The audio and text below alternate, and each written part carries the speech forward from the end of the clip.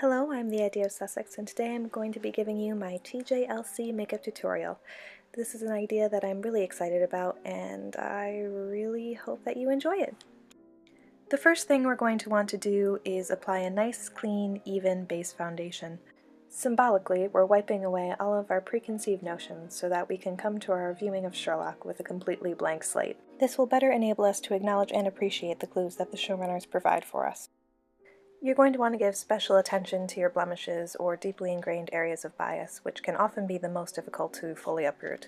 Exerting so much energy into concealing our natural flaws also serves to remind us that gender is performative and that mass-market media is often heteronormative. The next step is to apply under-eye makeup to conceal the fact that you've been up all night crying over the love between fictional characters. As much fun as it is to stay up all night and drag your friends more deeply into John Locke hell with you, you wouldn't want anyone to overlook your argument because you look like you're running on 3 hours of sleep. Which you are, but that doesn't hinder your ability to critically analyze your favorite television program. Just like your lack of sleep won't keep you from looking on point.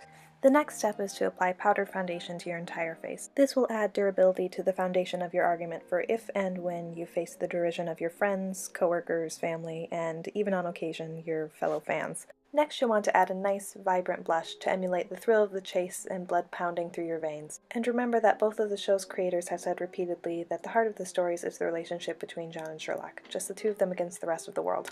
Now that we've finished the foundation, we can move on to our eyes and to our viewing of the show.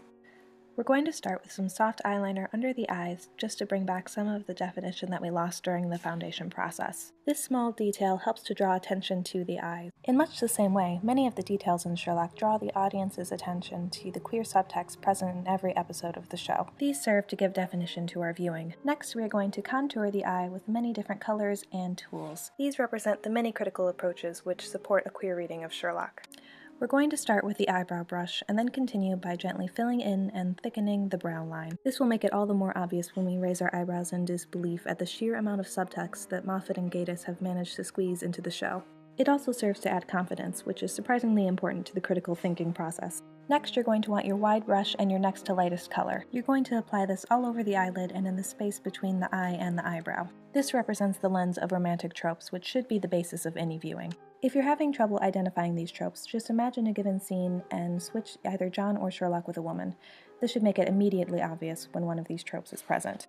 Next, you'll want a slightly smaller brush and your next darkest shade. This layer is more specific to the creator's intentions when making Sherlock. It includes their shared desperation to update the canon stories and the heavy inspiration both of them take from The Private Life of Sherlock Holmes, a film in which Sherlock Holmes is canonically queer and in love with John Watson.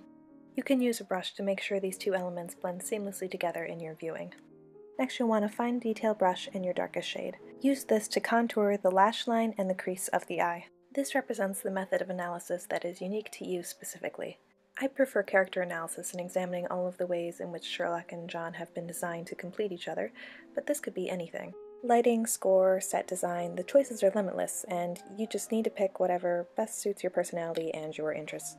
Finally, with a fine-tip brush, apply your lightest shade to the inside of the eye. This represents the moment that John Locke finally becomes canon, which we always want to keep within our sights, as it's the light at the end of the tunnel, and at many times it's the only thing keeping us sane.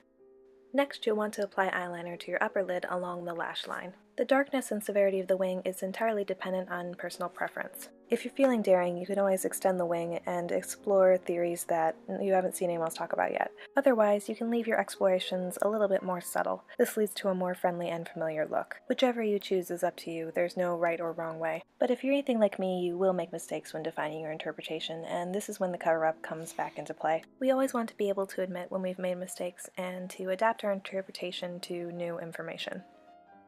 With that taken care of, we can move on to mascara. Mascara not only adds volume to the lashes, it also makes the eye appear larger than it is and helps to make the eyes a natural focal point for the face. As your lashes extend outward and upwards, you can imagine your reading of Sherlock, or indeed just a queer reading of Sherlock, extending out into the fandom, continuing to spread outward until no one can ignore the obvious deception staring them right in the face. You now have completed eyes and your unique lens for viewing Sherlock. All that remains are the lips. Much like the detailing on the eye, the color of the lips depends on what kind of tone you want to carry across. I prefer the soft and friendly raspberry, but others prefer a daring and vibrant red, which adds an edge and a level of intimidation to everything they say. Still, others prefer a naked lip and to leave the discussion to their fellow fans. Whatever you choose is great, as long as you don't get your lipstick on anyone else's face, that is.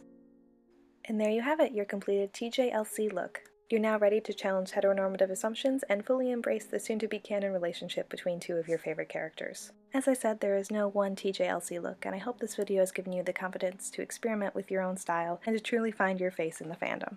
Whatever look you settle on, go out there and rock the world. Thank you for watching, and I hope you have a lovely day.